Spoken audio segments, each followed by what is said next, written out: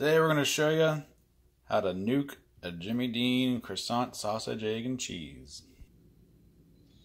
Here's the sandwich. Let's open her up. Now we're going to wrap it in a paper towel. Alright, all wrapped up. Let's get it done. Open up the microwave. Sorry, it's a little dirty. Put that in there. 40.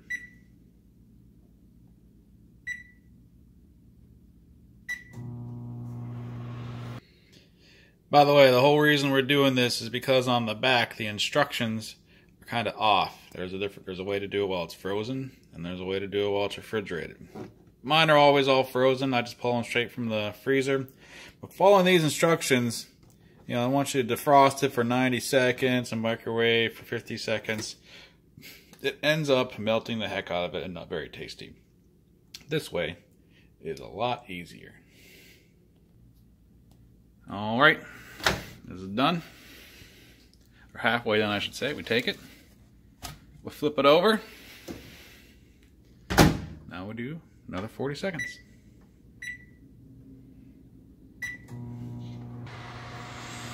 Let's get in there. Whoa, look at that dirty microwave. Whoa, yeah. Gotta clean that. Alright.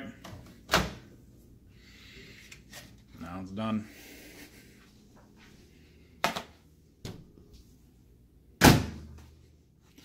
Let's take a look.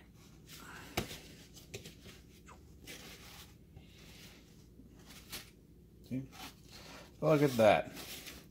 Hardly any cheese melted. A little tiny bit right there. Tiny enough. Oh, this thing is warm.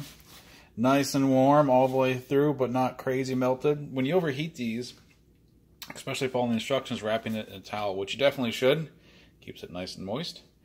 It gets super melty and basically destroys the sandwich. 40 seconds, flip it. 40 seconds, wrap in a paper towel. You got yourself some delicious.